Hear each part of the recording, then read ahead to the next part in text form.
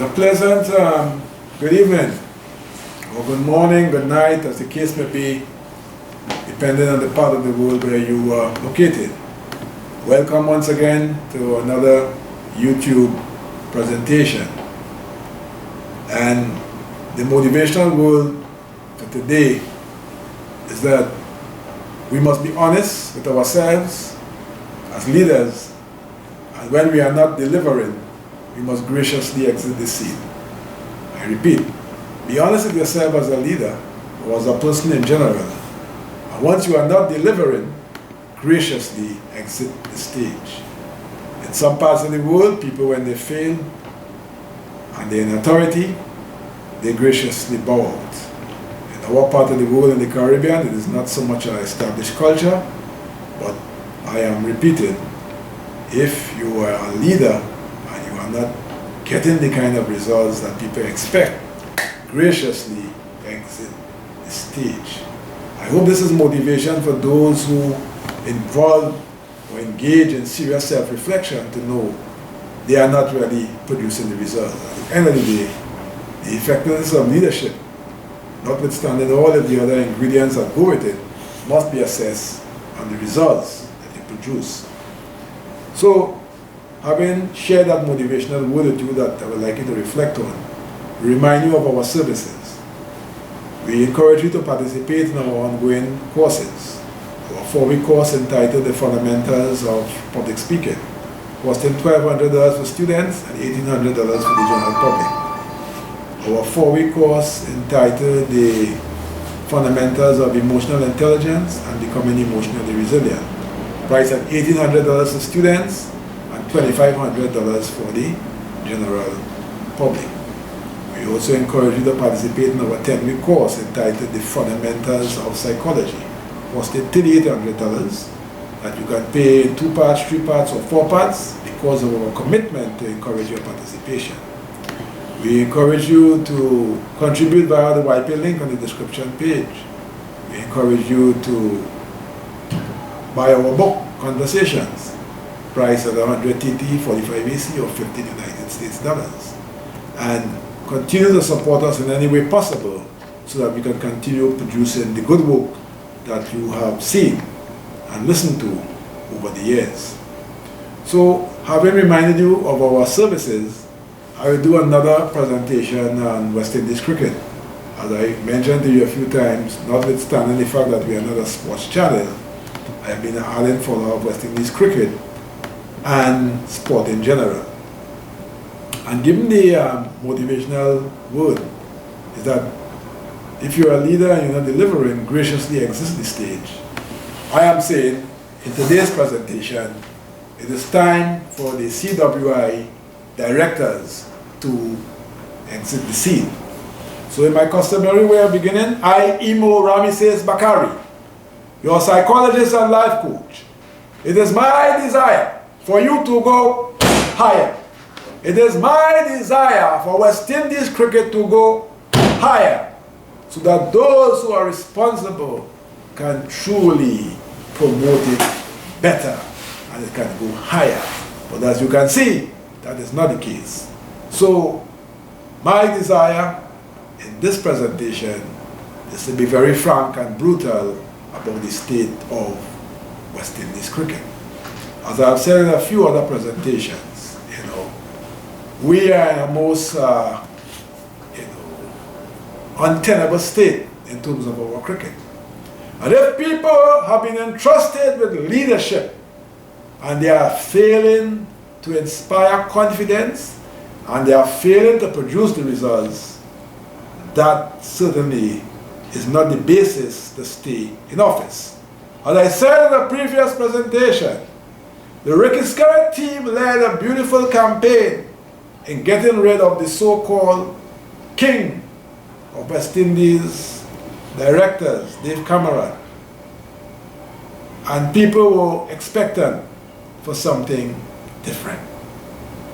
When we look at our results, not only during the tenure of this board, other boards, and for the last 27 years, we have been bitterly struggling. We have heard many lovely statements from the CWI directors about there will be no knee-jerk reactions and there will be deep analysis in terms of the way forward. We heard it for the T2020 debacle. And as Colin Croft rightly said, the appointment of the Honorable Brian Lara, the great Brian Lara, the former South African coach Mickey Arthur, and the High Court judge who comprise a three-man team to evaluate the T20 debacle will not provide us with anything different that we do not already know. Of course, you have indicated that this is the direction you will go to get to the bottom of it, but Croft is right. That will not prevent us with anything different that we already know. Whether we refer to the Patterson report, the Wiebe report, or the Cato report, the information is there as to the way forward. Right? The way forward, Ricky Skerritt, is not, or the failure, so to speak, of the team in Australia in the second test was not because they didn't exhibit sufficient fight, was not because of poor shot selection, but the very core of our cricketing infrastructure is poor. The very core of our cricketing infrastructure is poor. Whether we look at grassroots development, whether we look at financial investment, of course, the product is not attractive, so we are not really attracting great sponsorship. We being a lesser team, not getting a significant cut of the contributions from the ICC, all right? And we have not involved our cricketing mind sufficiently to help us along with all of the other investments and infrastructural development that is so badly needed. So Derek Murray, former cricketing great and wicket keeper, former vice president of WIPA, and brilliant man both on and off the field, current commissioner to Jamaica, he made a very pertinent statement in that in the 1980s, the West Indies Cricket Board became a limited liability company, and according to him, that marked a downward trend in the focus being taken away from the cricket and more on probably the directors.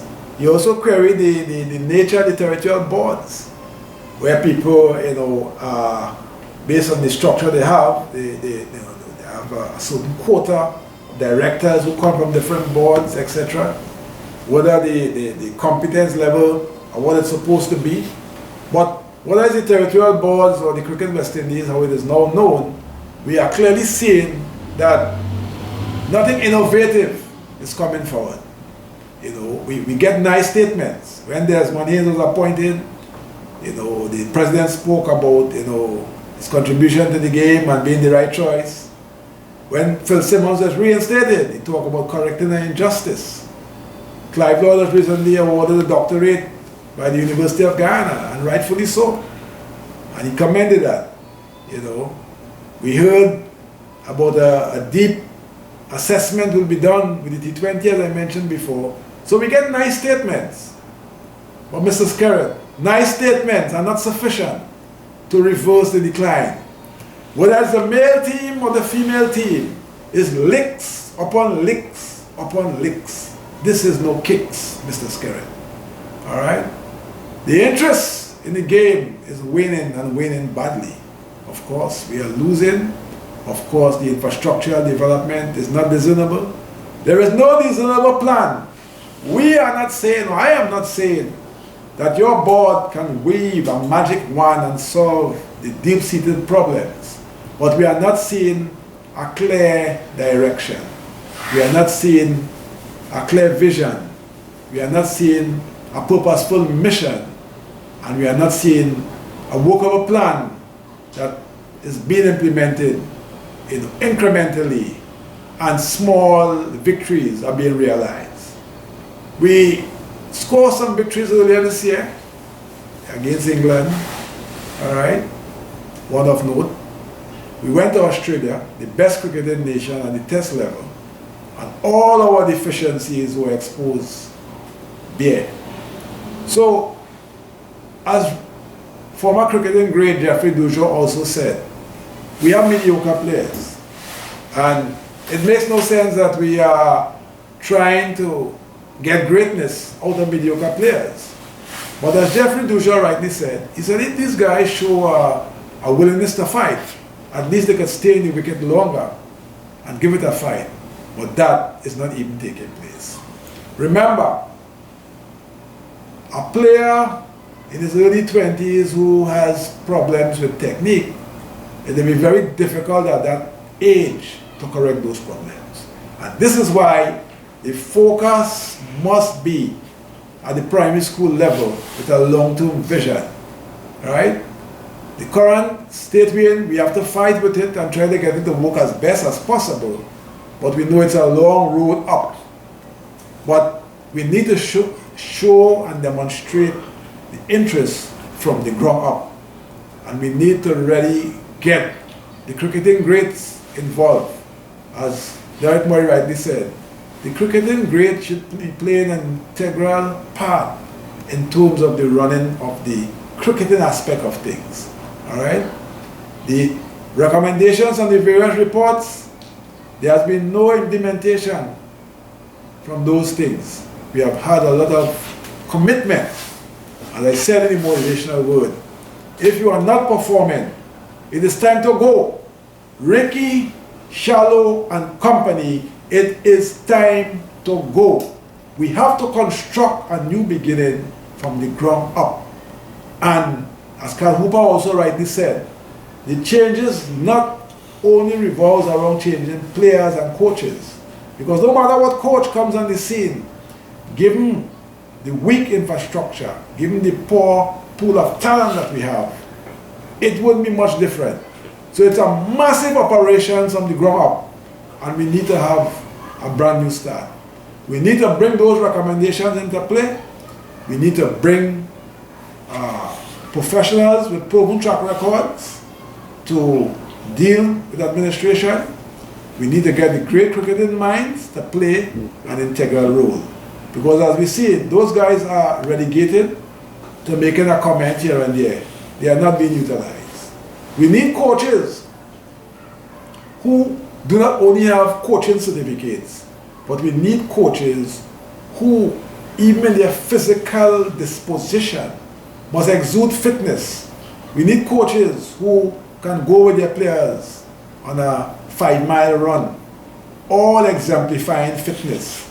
And as we have seen over and over, besides weak talent, besides suspect techniques, the fitness levels of our players are very, very, very questionable. All right? So I'm saying that when we look at our coaches, when we look at our players, we must see the benefits of a fitness mentality, physically and mentally. We cannot have coaches who appear that they cannot even run for 5 minutes. All right? We cannot have coaches and assistant coaches, particularly the current one, Mr. Rudy Eswick, who always has a motivational talk to make, but the results are not being seen.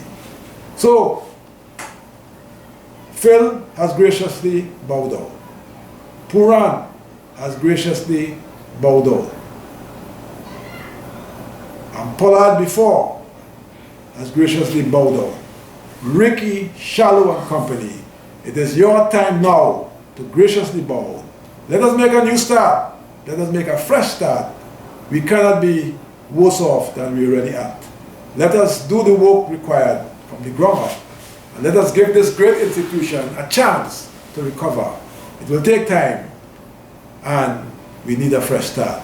So Ricky, Skerritt, Dr. Shallow and company, it is certainly time to go. And I wish that you do the honorable thing and leave now and not later. So thank you for listening. Those cricket fans, I know you concur with me. I know the message resonated with you. And as usual, I ask you to continue supporting us. Continue supporting our courses that we offer, booking a counseling, a coaching appointment, buying our book conversations, or contributing via the YP link. We ask you to give us a call at 1-868-778-5141. 1-868-779-2544, or email us at leadershipwithadifference@gmail.com. So I hope the message reaches Skerritt and Company. It is time to go. It is time to go. We cannot go lower than we presently are. So thank you for listening, and stay tuned for another powerful presentation next week. Please God. Thank you.